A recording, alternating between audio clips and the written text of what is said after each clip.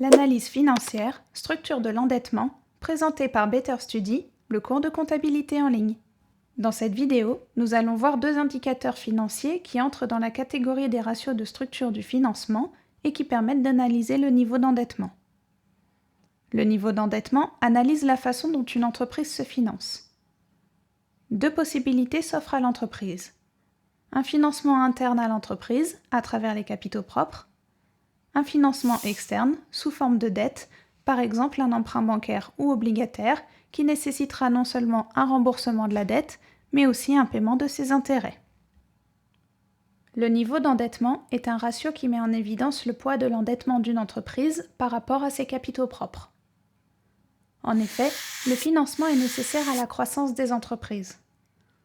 Pour décider du niveau d'endettement optimal, il est important de prendre en considération notamment le risque de faillite qu'un fort endettement pourrait engendrer, le niveau des taux d'intérêt et l'anticipation de leur évolution, à quel stade de son cycle de vie se trouve l'entreprise, lancement, croissance, maturité ou déclin, mais aussi de sa capacité à s'autofinancer et donc à générer de la liquidité, le degré d'autonomie souhaité dans le pilotage de l'entreprise, etc.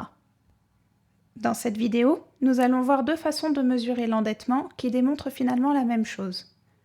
Premièrement, le degré d'endettement, c'est-à-dire la part que représentent les capitaux étrangers par rapport au total du bilan, dont voici la formule. Degré d'endettement égale capitaux étrangers sur total du bilan. Deuxièmement, le rapport de financement, c'est-à-dire la relation entre les capitaux étrangers et les capitaux propres, donne la formule suivante. Rapport de financement égale capitaux étrangers sur capitaux propres. Pour rappel, le total des capitaux, c'est-à-dire les capitaux étrangers plus les capitaux propres, correspond au total du bilan. Regardons maintenant un exemple de ce que nous entendons par la structure des capitaux d'une entreprise et de quels éléments elle peut se composer. Nous voyons des extraits du bilan de deux entreprises. L'entreprise 1 montre un capital action de 500 000 francs. Certains bénéfices non distribués, c'est-à-dire des réserves d'un montant de 300 000 francs, font également partie des fonds propres. Donc, si nous additionnons ces deux postes, cela donne 800 000 francs de capitaux propres. L'entreprise a également obtenu un prêt bancaire de 200 000 francs, représentant son seul financement externe. Elle totalise donc un total du bilan de 1 million de francs. Comparons ensuite cela avec la deuxième entreprise qui, elle aussi, a un total du bilan de 1 million de francs, mais qui présente une structure légèrement différente.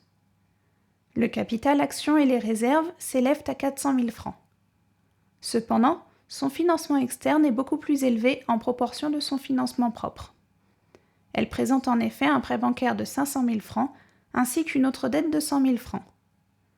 Donc si on les additionne, les fonds étrangers de l'entreprise 2 s'élèvent à 600 000 francs.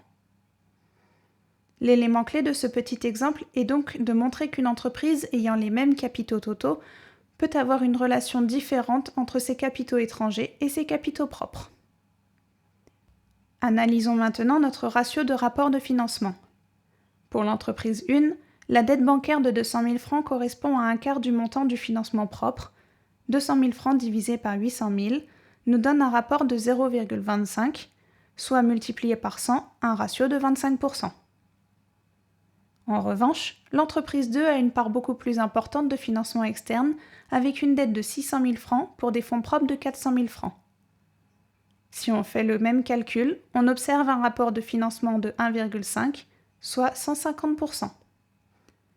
Qu'est-ce que cela signifie ? Pourquoi une entreprise voudrait-elle une proportion plus élevée de financement interne ? Normalement, les fonds propres sont associés à la notion de sécurité. C'est une meilleure source de financement pour les entreprises pour atténuer le risque de faillite. Une proportion élevée de fonds étrangers ne convient généralement pas aux entreprises fragiles comme de jeunes entreprises. En effet, celles-ci doivent rembourser la dette et payer des intérêts alors que les capitaux propres offrent un niveau de flexibilité plus élevé au cas où les choses tourneraient mal.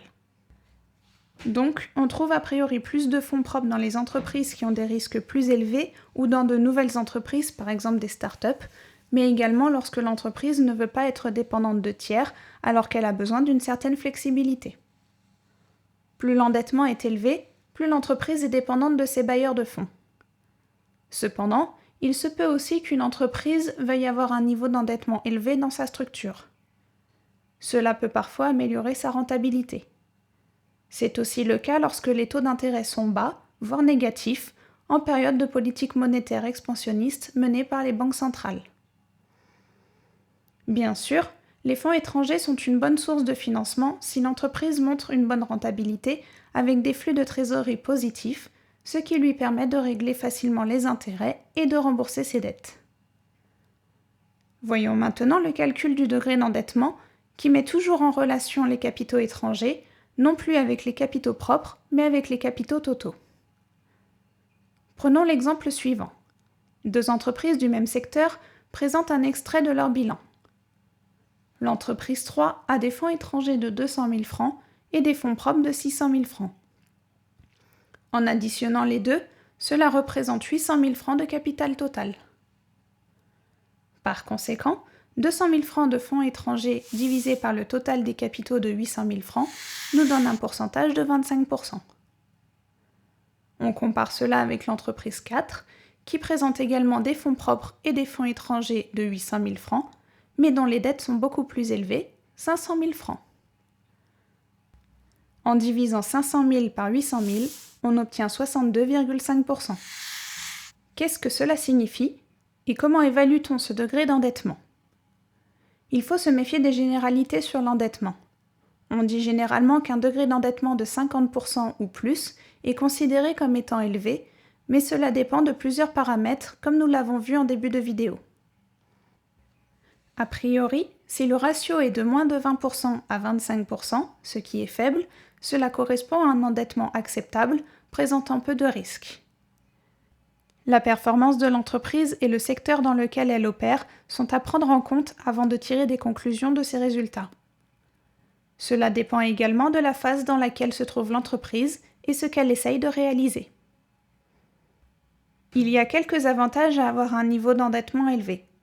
En effet, il sera certainement plus avantageux en période de faible taux d'intérêt de recourir au financement externe plutôt que de répondre aux attentes des actionnaires qui recherchent souvent un rendement élevé.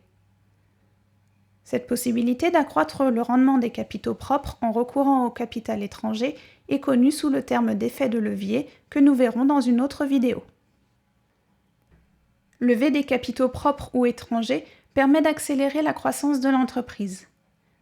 Le fait de s'endetter permet une meilleure rentabilité des capitaux propres investis par les actionnaires. En effet, pour un montant équivalent investi, l'entreprise sera plus performante en générant des cash flows plus importants. Elle pourra donc verser des dividendes plus élevés aux actionnaires.